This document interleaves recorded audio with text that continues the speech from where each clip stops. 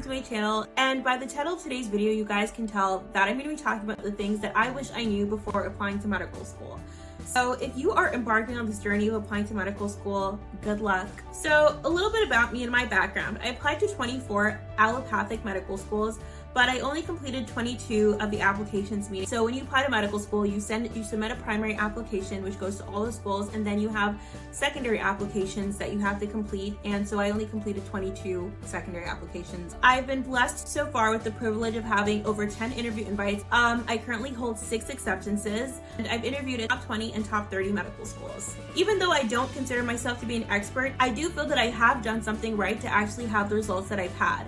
It is really incredibly challenging to get into medical school. In 2021 to 2022 application cycle alone, only 36% of all applicants actually ended up matriculating to a medical school. So without further ado, let's just go ahead and get into the video. The first and most important thing that I really want you to keep in mind throughout this entire process is that you need to believe in yourself. It doesn't matter what point you are in your pre-med journey, whether you're in college, whether you're a non-traditional student, whether you're a senior in high school, you have to keep in mind that it's so important to believe in yourself. The journey of a pre-med is so hard. The courses that we have to take, and then the process of applying to medical school can definitely make you feel and question yourself more than you've ever questioned before. So it's super important that you're remaining confident in yourself throughout this process and believing in yourself. The next thing that I wish I knew before applying to medical school is the importance of diversity. Now, I know that when people hear diversity, it somehow becomes a trigger for them because they immediately jump to the conclusion that diversity means race, it means nationality, that it means everything else than what diversity actually can be. Your diversity comes largely from your experiences. So in essence, stats are not everything. I believe a lot of people, at least from what I've seen online and forums that I've read, a lot of people focus on statistics. A huge question people ask is, well, what are your stats? What did you get? What was your GPA and what was your MCAT? Well, let's say that everyone has the exact same GPA and MCAT. Let's say everyone has a 3.9 GPA and a 514 MCAT. Can show that you have the competency to manage the courses and manage medical school. Now the question that arises is, what is it about me that is going to set myself apart from everybody else that has very similar statistics to me that's going to make this school want me? So again, the big question here is, how would I add to the diversity of the school? So as I was saying earlier, diversity extends way beyond the color of your skin or your national origins. Diversity largely comes from your experiences. The reason why we want people with different experiences is because they bring different perspectives, different ideas. We don't want everybody that's going to be exactly the same. So it's super important for medical schools that they're picking a diverse class, people with varied and different experiences. There have been so many instances in my life and, with other people that I've come in contact with where they've said to me, I never really would have looked at it that way. I never would have seen it that way had you not brought it up to me. So it's so important that the class is diverse, especially for a career and for a field like medicine. The next thing that I wish I knew before applying to medical school, and honestly, I wish I knew this super early on, is that I wish that I knew the importance of introspection and journaling. So you may have heard that when you're applying to medical school that your story matters, that stories are important. Well, the reason why I feel that journaling and introspection is really important is because if you journal and you're introspective, it's going to be a lot easier for you to write your personal statement. It's so much easier to write your activity section.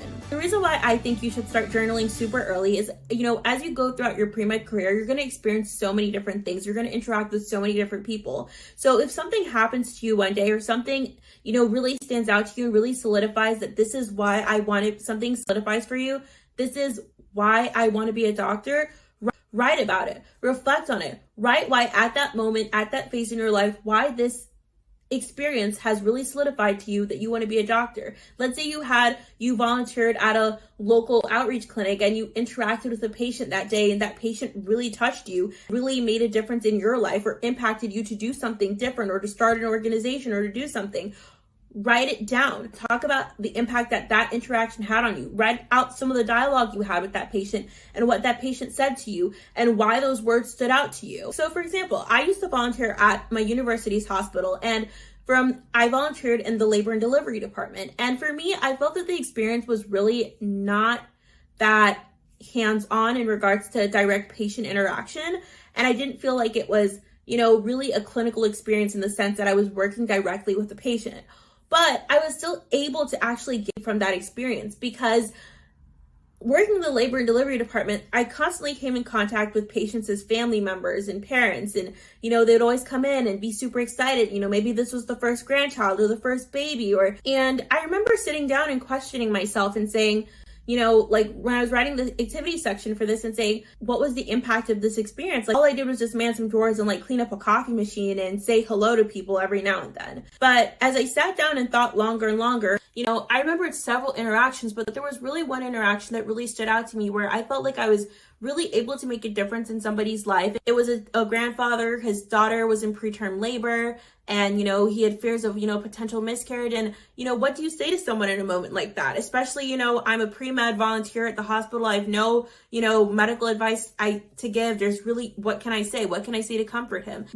And for me, I personally had a family member that had suffered back-to-back miscarriages, and actually was able to carry a pregnancy to term through the help of a cerclage. And so I shared that story with him, and for him it was like this really comforted him and let him know that everything happens for a reason, to remain optimistic that everything is going to work out well. But I do feel like the story also got to show the compassionate person I can be, the fact that I'm willing to open up and share about who I am, and I'm able to connect on a human level. All I'm trying to share with you guys or tell you guys is that it's really important that you are journaling and writing down these experiences as they happen, and be introspective. How did this really impact you? What does it say about you? What did you learn about yourself from it? Why do you think this is an experience that solidified why you want to be a doctor? The next thing that I wish I knew before applying to medical school actually really connects to the previous topic I was talking about, being about actively journaling and introspection.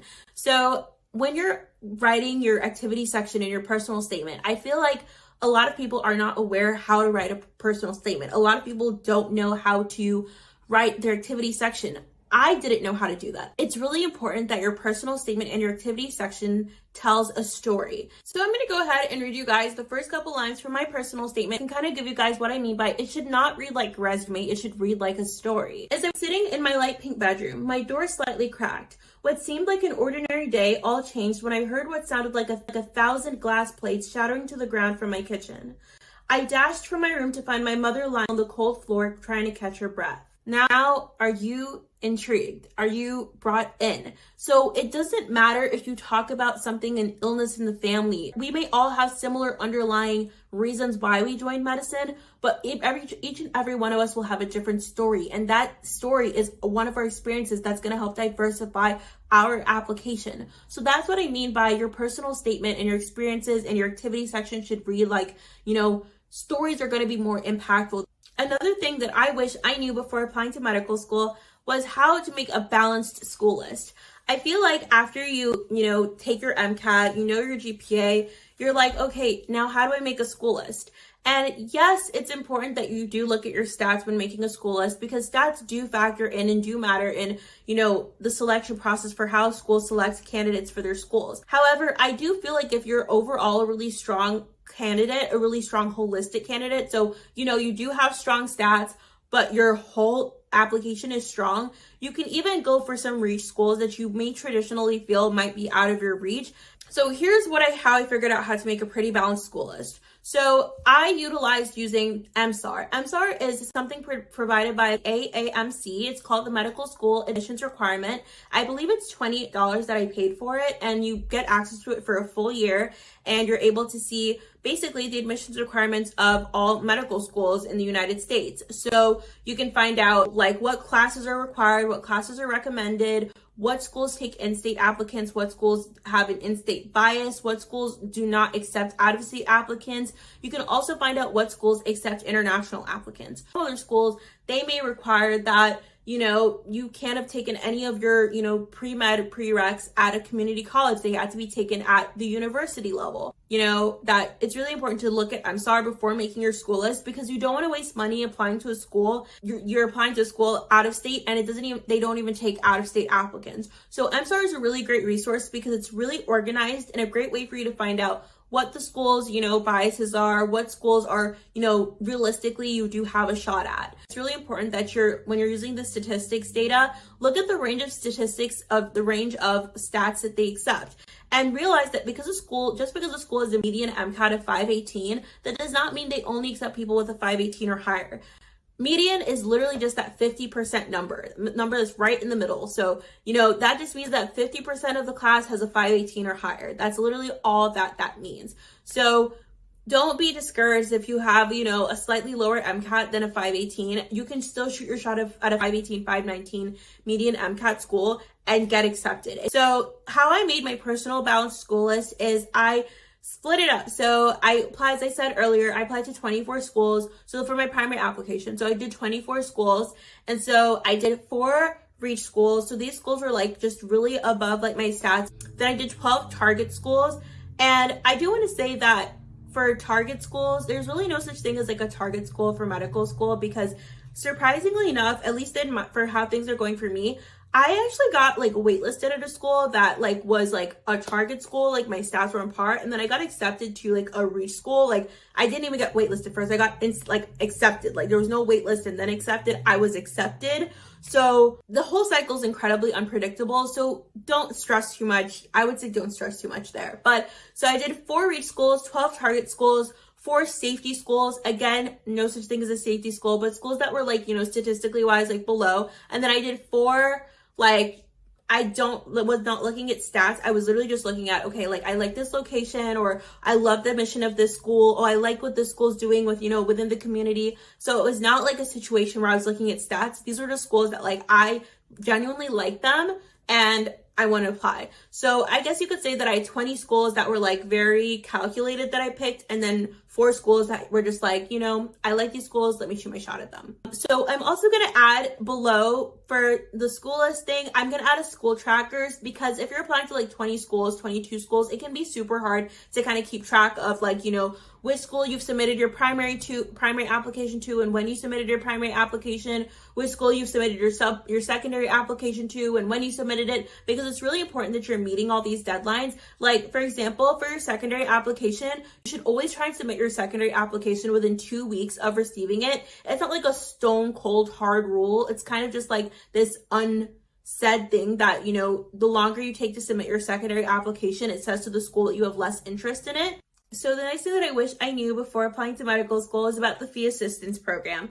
So the fee assistance program is actually offered by the AAMC for low income students, or students who maybe not have like that familial support to help pay for, applying to medical school. Applying to medical school is so incredibly expensive. Like I think for the primary application alone, that's like probably costs like, it's probably like $1,000 to apply to like, and then you have to, after that, for each primary or each secondary application you send in, most of them are like $100. Some are like $95, some are $80, some are like, but most of them are like $100. So imagine applying to 22 schools and paying $100. You're paying about $1,200 for your primary application, then $2,200 for your secondary applications, and then on top of that, the MCAT is like $350.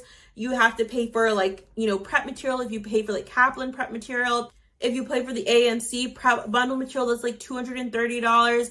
Like it's all a lot. It's all very expensive. So the process of applying to medical school definitely is hard if you are from a low income background. So I definitely say early on, if you're going to apply to medical school for, the next cycle, apply to the fee assistance program really early on. The fee assistance program covers, access to the AAMC MCAT practice material. It helps lower the cost of your actual MCAT. It waives the fee for your application to 20 medical schools, and it also waives the secondary fee for the application to all the other medical schools. So definitely, if you're from a low income background, as soon as possible, get on that and definitely like apply as soon as possible. The next thing that I wish I knew before applying to medical school is the importance of mentors and not being afraid to reach out to other medical students to mentor you and to ask for help. Because this process, there's so much that I've learned throughout this process that I would not have known had I not asked other people or asked other medical students that they were willing to share with me. Now, let's say per se you're applying to a certain medical school. It's like your dream medical school. Sometimes on medical school Instagrams or their Facebooks, sometimes they'll post their students and tag them, and you can actually just go through, and if a student, maybe like you click on their Instagram and it's public and you can see there's somebody that's willing to probably communicate, go ahead and DM them, send them a DM, ask them a question, about, applying to medical school, just ask them, talk to them. And most of the times they're willing to help you. Hey, would you be willing to, read over my secondary application to the school and kind of tell me if you think that, this is good. And oftentimes they're willing to give you feedback and tell you whether or not they feel like it's a good, secondary or something that you can throw in their ad that will sound better. So for the next thing are letters of recommendations. What I wish I knew before applying to medical school in regards to letters of recommendations. It is so important that you're getting people who really know you to write your letters of recommendations. Do not just ask a professor because you got an A in their course to write your letter of recommendation. Ask the professor where you went to their office hours. Ask your PI. Ask your, postdoc. Ask the people that actually spent time with you, got to know you as a person. Ask the people who really know you to write about you because they can really speak to who you are, not only academically, but on a personal level, and speak to your character and who you are and what you can add to the class of whatever medical school you're applying to. It's because I picked people that genuinely knew me and could genuinely speak to who I am. And I know that for a lot of people are like, well, how can I build that relationship with my professor?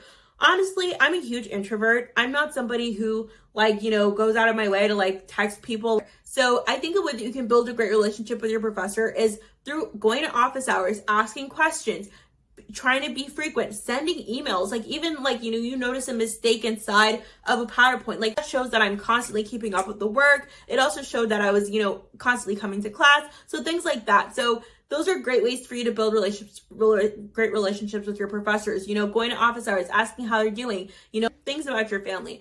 And you don't need to go out of your way to kiss their butts, but just be a normal human being. You go to office hours, hey, how are you? If you're the first one there, hey, how are you doing today? So it's so important that you're doing that. And so for the breakdown of letters of recommendations, what I personally did and what I think is a really great breakdown is some medical schools require a non-science professor. So here's what I did. I asked 2 science professors. So I asked my physiology professor and my research professor, because she was also my professor for one of my courses. And then I asked my African American Studies professor, so that was for my non-science course. And then I asked from a doctor that I shadowed a letter of recommendation. And I would say, don't just pick any doctor you shadowed. If you did not vibe with the doctor, you guys didn't get to build a strong relationship, if they really get to know you and they really like you, they can write you a strong letter of recommendation. So pick a doctor that you actually spent some time with, that you got to get to know, that you actually built a relationship with, that can actually speak to who you are as a person. And then for last but not least, I picked a community service supervisor. All right, and then this is the last thing that I wish I knew before applying to medical school. And I feel like this is not just for applying to medical school, but this is for life in general. The importance of being disciplined. So I feel like a lot of people talk about motivation, myself included. I'll say, oh, I'm not motivated to do today, so I'm going to put it off. Discipline is really where you're going to see the most improvement. When I tried studying for the MCAT in 2020, I just had no discipline. So I strongly feel that it's super important that you are disciplined. When 2021 started, I was like, new year, new me. The discipline came out in full force. I came off social media. I just made my main focus my dream of becoming a doctor. I didn't care about anything else. I literally put blinders on to anything else. I did not let anything distract me. I literally didn't even talk. I didn't talk to my cousin, who's my best friend. I barely spoke to her. I would talk to her, my cousin and I, who's a doc, 5 times a day. We had to talk 5 times a day. I didn't talk to her for months at a time. Be disciplined. The MCAT is tough. It's the rate limiting step for a lot of people in this process. All right, you guys. So that is it for this video. I hope that I was able to give you guys some of the tips and things that I wish I knew before applying to medical school. I'm still in the middle of my application cycle technically because I still have interviews I haven't done, but I do hope that you guys found this video to be helpful. And if you did, it helps me out a lot if you do hit the thumbs up button. It does tell me that you really like this type of content so I can continue working on it and making it. Anyways, I will see you guys in my next video. Bye guys.